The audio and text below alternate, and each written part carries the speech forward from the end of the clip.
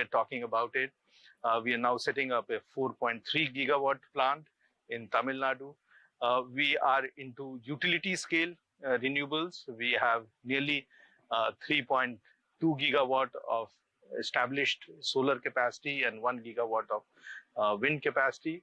There's another 4 gigawatt of capacity which is under implementation, which is under various stages of implementation, and hopefully in next 6 months to next 24 months they will come. We have large number of group captive. We have solar rooftop solar program. So our whole program that you would see is focused towards renewable. Now, one of the challenges that we faced when we were going renewable was that how do we make this 24/7 firm power. Renewable by nature is intermittent power. Solar is during daytime. So you have 14 gigawatt, around 14 gigawatt now. Yeah. 8.8 is thermal out of it. Remaining is various forms of renewable. Yes. Now you've set yourself a big target that by 2027 we'll have 15 gigawatt of renewable, and by 2030 it will be 20 gigawatt. How are you going to achieve that? So, as I mentioned, we have today 4.2 gigawatt of solar and wind. We have 1.3 of hydro and of gases of steel plant where we produce. So we have 5.5 gigawatt of clean energy out of the 14 gigawatt. So we are right now 38% of our installed capacity is from clean energy, and the balance 62 is from the coal based. Now going forward, we are going to add capacity, and I mentioned that 4 gigawatt of renewable is under implementation. In addition to that, I mentioned that now we will set up another 3 gigawatt of pumped hydro, so that makes it 7. So we will. So 1000. This is currently 75 megawatt facility. 70, yeah. And now in the next 4 years, by 2027, it will become 1000 megawatt pump hydro facility. 1000 is a additional quantity additional to the quantity 75. In addition to the 1800 which will come In Shirota. So that's the type of capacity addition. Also, we will be adding more of solar and wind. Our target is that every year we will be doing about 2 to 2.5 gigawatt of solar and wind. So I think what we have said that by 2027 we'll have 15 gigawatt plus of clean energy portfolio, and by 2030 more than 20 gigawatt. So this is definitely something that we believe that we'll be able to achieve, and maybe a little more than that, considering the pipeline of projects that we have today. So you have thermal, which will eventually ease out by 2045, because that's what you have said, that by 2045 we will shut down all our fossil fuel power plants and we will be completely 100% renewable or clean energy which is there. So when you embark on such a journey, what is the kind of capacity that you see yourself in 2045? Those numbers are still not firmed up, and it will be a little premature. But I can tell you that we will definitely be 100% renewable at that time, which will be a combination of solar, wind, and pumped hydro. We will also be doing, I would say, some of the other opportunities that we have. We are definitely looking at SMRs, the small modular reactors for nuclear. If the sector opens up for private sector. Do you expect, because it will be through a joint JV with Nuclear Power Corporation, right? Yes, so we are expecting that some changes will happen, especially on the public liability part of it. And if something like that happens, we'll work on that as and when some opportunities come on hydrogen. But in hydrogen, we will again restrict ourselves to the power island. We are not getting into the hydrogen manufacture. So many of these things which are evolving, and our clean energy solutions are the things that we would do. Also, we do a lot of work on the demand side management, demand response, energy efficiency, energy services, because it's not only about adding capacity, but it is also how you can manage the capacity in a much smarter way. And to that extent, you will find that there will be large number of initiatives from our side where we are using a huge amount of digital technology on real-time basis management of energy solutions. So I would say that Tata Power is integrated energy solution and an energy services company, and more and more energy management solutions will be provided depending upon the type of consumer. There's a business model change which is happening for sure. From generation, now services also comes into play because you're doing transmission and distribution as well. But before I enter into that discussion, what you announced today was 60,000 odd crores of capex. You also announced that your revenues, EBITDA, and profitability will double in next 4 years. How do you see that happening, and what will be the levers for that? Well, our existing portfolio of projects have been doing very good, and as you would have seen in last 3 years, our revenues have gone up. We used to be about 29,000 crores. Last year we did 56,000, and in 6 months we've done 30,000 plus. So we definitely expect that our revenue has grown up. In last 2 years itself, it has nearly doubled. Our EBITDA, which used to be about 8,000, last year we closed with 10, and in 6 months we are 6,000. So it will definitely it has grown. And similarly, our PAT, which normally used to be about 1,300 crores, last year we did 3,800, and this year in 6 months we are 2,100 crores. So considering all this, we expect that whatever our ongoing projects, whatever our existing operations, their efficiency, all that will help us to double our revenue, double our EBITDA, and double our PAT in next 4 years. How do you see in the next 4 years, when you double everything, means your revenue, EBITDA, and PAT, renewable contributing to your revenue, EBITDA, and PAT? Well, I think right now each of these businesses gives me 1/3 of the EBITDA, 1/3 of the PAT, and 1/3 of my revenue. But going forward, my renewable will contribute little more. Instead of 1/3, it may become about 40%. We may still have 30% from our T&D and 20% or 30% from our existing operations. So I think we will continue to see a lot of changes in the future, because there's more amount of investment that is happening over there. And with more investment, we expect some of the returns will start flowing in the coming quarters.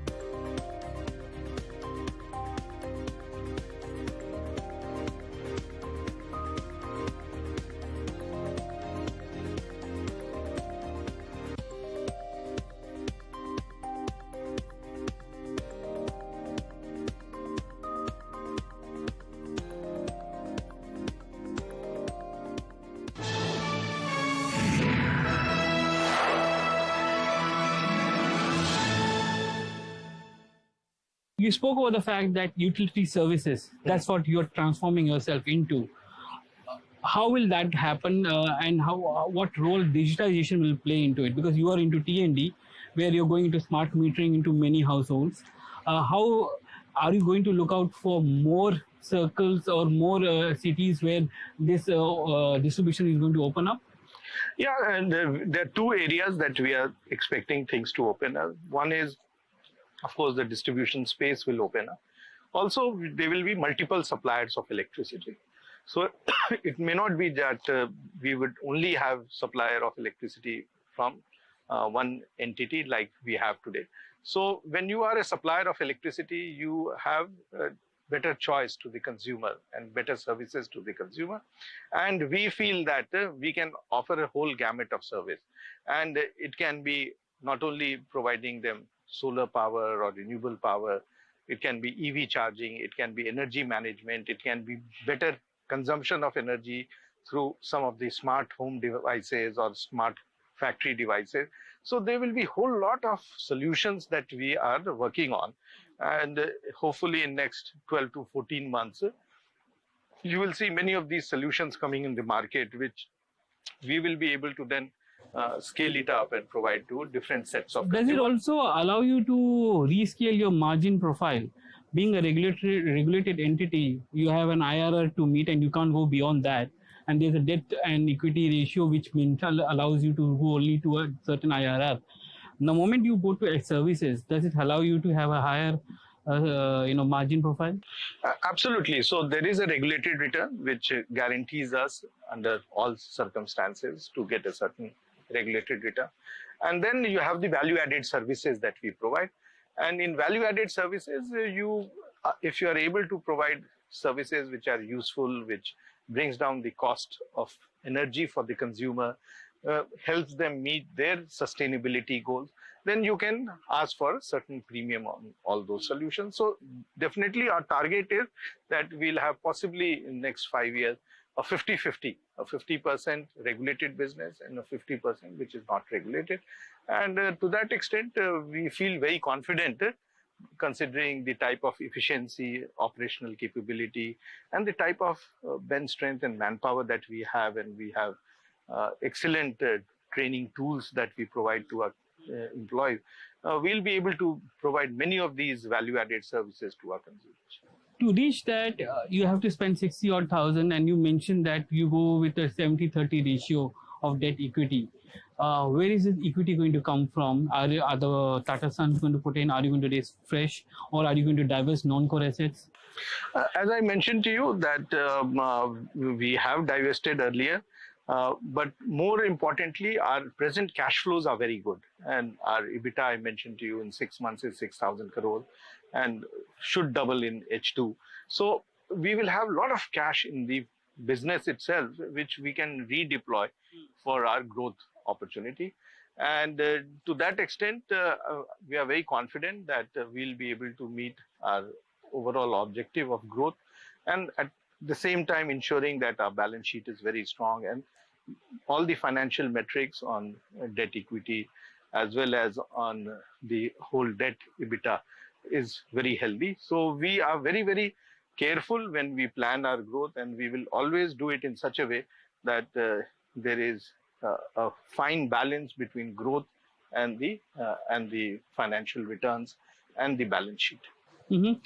So the one query which the street will ask, and you been meeting street, how the debt profile will change or evolve itself over the next 4 to 5 years? So if you see, as I mentioned, our debt equity is today 1, which is very good. 1:1 is very good. Typically, infrastructure companies have 2:1 or 2.3, 3:1. So it's a very good debt equity that we have. We have, again, a very good debt to EBITDA numbers, which is less than 3. And so there is already a lot of opportunity to increase our debt.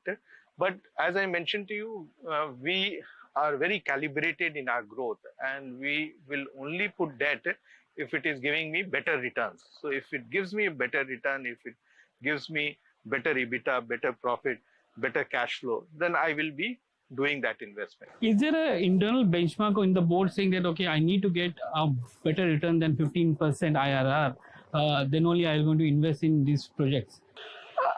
Our board constantly monitors for different types of project. They continuously give us guidelines that you need to have this sort of.